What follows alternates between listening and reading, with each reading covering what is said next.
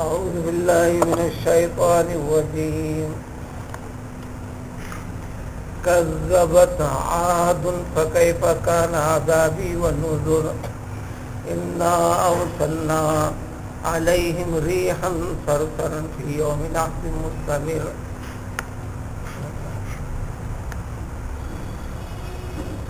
كذبت ثمود بالنذر فقالوا وبشرا منا واحدا نتبعه إنا إذا لفي ضلال وسعر أو ألقي الذكر عليه من بيننا بل هو كذاب أشر.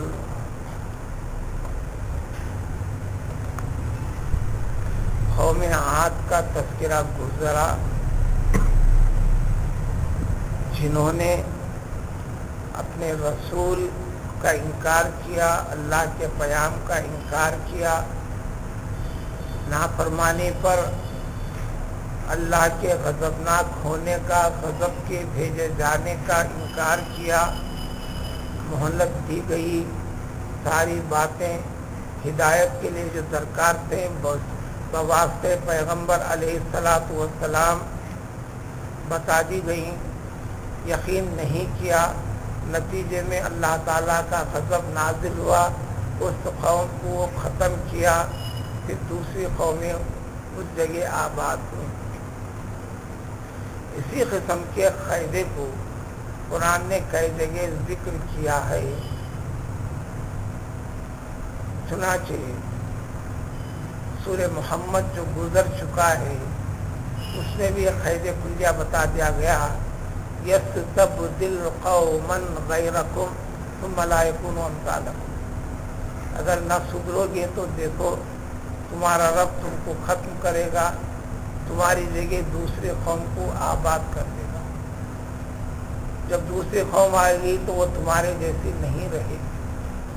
لہذا تم کو اس دنیا کے اندر بقا کے لیے اور اس دنیا کی بقا کو آخرت میں اچھی بقا کے لیے بتائے گئے طور طریقوں کو اختیار کرو، اپناؤ. اسی سلسلے کی کڑی اور ایک قوم سمود کا تذکرہ، جس قوم کے اندر حضرت صالح علیہ السلام کو بحیثیت نبی کے اللہ تعالیٰ نے منتخب فرمایا تھا.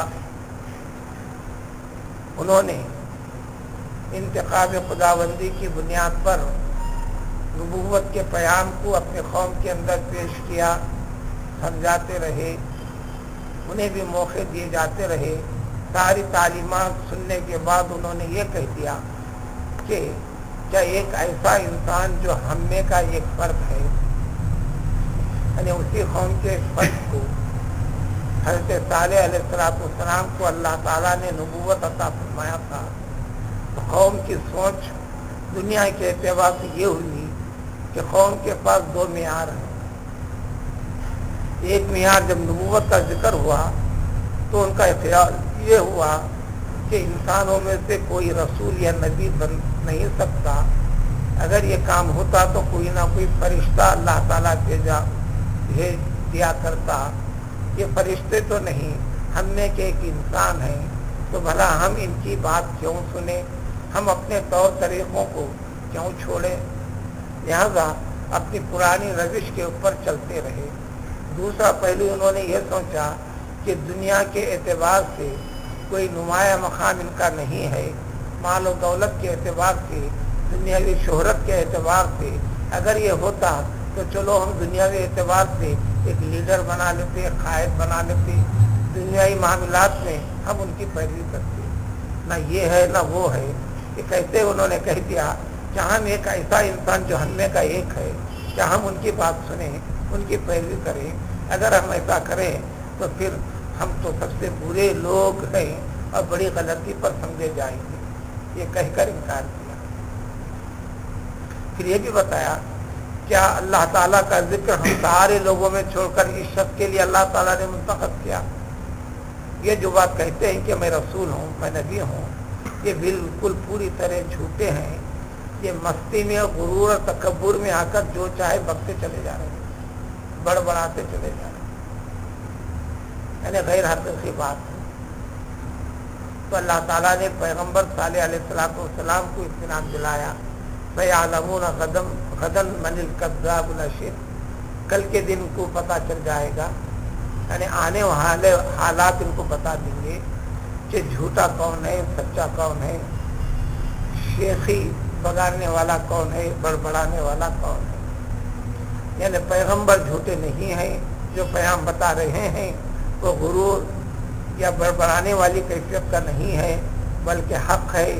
جو فرما رہے ہیں وہ صدق ہے، وہ صادق ہیں، اللہ تعالیٰ نے انہیں صادق بنایا۔ چنانچہ یہ کہہ کر اطمینان بھی دلا اللہ تعالیٰ نے، انا مرسل الناقۃ، اب رہی تمہاری قوم آپ سے حجت کر رہی ہے کہ پہاڑ سے ایک اونٹنے کو پیدا کر کے بتلاؤ، معجزہ دکھلاؤ۔ ٹھیک ہے، ان کی اس خواہش کو ہم پورا کیے دیتے ہیں، اگر اس کے بعد بھی نہ سدھریں تو پھر اللہ کے غضب کے مستحق ہو جائیں گے۔ چنانچہ ذکر ہے کہ انا مرسل الناقۃ، ہم اونٹنے کو بھیجیں گے، اور یہ اونٹنی جو ان کے لیے نکالی جائے گی یہ بہت بڑی آزمائش بن جائے گی ان کے لیے۔ لہذا جب وقت ہوگا، جب ہمارا منشا ہوگا یہ کریں گے۔ اے صالح پیغمبر علیہ الصلوۃ والسلام، آپ صبر کیجئے اور انتظار کیجئے، اور انہیں یہ بھی تاکید کر دیجئے کہ جب اس اونٹنے کو ہم پیدا کریں گے پتھر کی چٹان سے، جس چٹان کی تم رہنمائی کر رہے ہو، اشارہ دے رہے ہو، ان کو بتا دینا کہ اس کے بعد پانی جو تم لیا کرتے ہو جس تالاب سے، وہ پانی کی اب تقسیم ہو جائے گی تمہارے درمیان میں اور اللہ کی اس اونٹنی کے درمیان میں۔ وہ تالاب بھی عجیب تھا، قدرت کی طرف سے ساری قوم کے لیے روزانہ کا پانی کافی ہو جایا کرتا تھا۔ ساری قوم دن بھر کے استعمال کے لیے پانی جب بھر لیتی، تالاب کا پانی بھی ختم ہوتا، پھر دوسرے دن تک اتنا پانی جمع بھی ہو جاتا۔ اب آزمائش کی گھڑی ان کے اوپر آئی، جب یہ اونٹنی ہوئی، پیدا کیا اللہ تعالیٰ، تو دنیا کے اندر دنیا کے تقاضوں کے ساتھ اس کو جوڑ بھی دیا۔ جب یہ اونٹنی پانی پیتی تو جب منہ لگاتی تو ساری قوم جتنا پانی لیتی تھی وہ ایک وقت میں وہ اونٹنی پورا پانی پی جاتی تھی۔ اللہ نے فرمایا کہ ایک دن پانی یہ اونٹنی پیا کرے گی، ایک دن پانی تم ساری کے ساری قوم لیا کرے گی۔ تو گویا ایک دن پانی، ایک دن آر کا پانی کے سپلائی کا نظام بہت قدیم ہے، قدرت کی طرف سے بھی ہوا تھا۔ کل شرب محتضر، ہر ایک کا پینے کی، پانی کے لینے کی باری برابر طریقے سے چلے گی، سب اس میں حاضر ہوں گے، کوئی غائب نہیں ہوگا۔ یہ نظام کب تک چلتا؟ اللہ کی مرضی کے مطابق چلتا رہا۔ قوم اس سے تنگ آ گئی، ساری قوم اس سے پریشانی کا ذکر کر کر فنادوا صاحبہم، اپنی قوم میں سے آواز دیا ایک شخص کو جو انتہائی درجے کا شریر، شرارت پسند تھا، فتعاطا، چنانچہ یہاں اختصار کے ساتھ ذکر ہے، وہ آگے بڑھا اور اس کا پونکار دیا۔ تفاصیر میں اس کی وضاحت آتی ہے کہ جب اس کو زخمی کر دیا گیا، کاٹ دیا گیا، وہ اٹھنے پھر اسی چٹان کی طرف آگے بڑھی، پھر اسی چٹان میں ضم ہو گئی۔ فکیف کان عذابی ونذر، اب دیکھو کہ اس کے بعد میرے عذاب کا جو ذکر ہوتا رہا ہے وہ میرا عذاب کیسا تھا۔ اس امت کو بتانا ہے کہ ہر قوم کو اللہ تعالیٰ نے متنبع کیا ہے، لہٰذا اس آخر زمانے کی امت کو بھی، قوم کو بھی یہ تذکرہ ہے کہ دیکھو فلاں فلاں نافرمانیاں یہ تمہارے لیے عذاب کا سبب بن سکتے ہیں، تمہارے رب کو ناراض کرنے والی چیزیں ہیں۔ تمہارا رب کا کی ناراضگی جب زیادہ ہو جائے گی تو پھر یقیناً اس کیفیتوں میں سے کوئی بھی ایک کیفیت عذاب کی شکل تمہارے لیے بھی برحق ہے۔ یہ ہو سکتا ہے اللہ سے عذاب سے بچنے کے لیے نافرمانیوں کا راستہ ترک کرے، اللہ کے عذاب ایک بڑی چیز ہے، اس کا خوف رکھتے ہوئے اپنی زندگی میں آگے بڑھے۔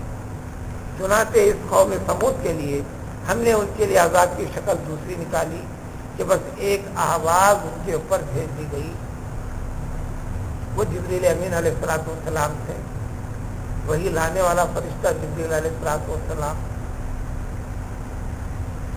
اور عذاب کو لانے والا فرشتہ بھی جبریل علیہ السلام۔ اللہ کے حکم سے بس اس فرشتے نے ایک آواز لگائی، سبب جبریل علیہ السلام کی آواز ہے، لیکن اس آواز میں حکم حکم اللہ تعالیٰ کا ہے۔ یہی معاملہ تقدیر میں، ہر چیز کے اندر شفا اللہ تعالیٰ کی ہے۔ گولی سبب ہے، اس گولی میں شفا دینے والی ذات اللہ کی ہے۔ کھانے وغیرہ کی چیزیں یہ غذا ہے، یہ سبب ہے، اور وہ فائدہ دینے والی چیزیں، انسان کو قوت بخشنے والی چیزیں، وہ اللہ تعالیٰ کا حکم ہے۔ تو اسی لیے ہر چیز میں مسلمان کو تربیت دے دی گئی، بسم اللہ سے شروع کر دے۔ جب بڑی تعلیم نہیں پایا ہے، اس کی حقیقت تک کو نہیں پہنچا ہے، ہر کام اللہ کے نام سے شروع کر، اللہ کی تعریف پر ختم کر۔ اس لیے ہر بیٹھک میں الحمدللہ کہہ لیں، الگ الگ طریقے بتا دیے گئے۔ کھانے کے بعد یہ دعا پڑھو، طہارت خانے سے نکلنے کے بعد یہ دعا پڑھو، طہارت خانے میں داخل ہوتے یہ پڑھو، یہ ساری چیزیں نہ ہوں۔ نکل گئے، خیر و عافیت تھی، الحمدللہ کہہ لو۔ ہر کام کی ابتدا میں بسم اللہ کہہ دو۔ جب جب بسم اللہ کہو، بسم اللہ پڑھو کا ذکر آتا ہے تو پورا مراد ہوتا ہے بسم اللہ الرحمن الرحیم۔ اسی طرح لا الہ الا اللہ کا ذکر کرو کا مطلب ہوتا ہے پورا لا الہ الا اللہ محمد رسول اللہ مراد ہوتا ہے۔ بس ایک آواز تھی تو اس آواز کے بعد کیا تھا کہ مکانوں کا حشیم المحتضر، تو سارے کے سارے بکھرے ہوئے ٹوٹے ہوئے کانٹوں کی طرح بکھر کر سب کے سب ہلاک و برباد۔ وَلَقَدْ يَسَّرْنَا الْقُرْآنَ کہ دیکھو ہم نے اس قرآن، اس کی حقیقت، اس کے معنی مفاہیم کو سمجھنا سمجھانا ہم نے تمہارے لیے آسان کر دیا۔ اب کیا مشکل ہے تمہارے لیے کہ ان جیسی چیزوں سے غور کر کر عبرت حاصل کرو۔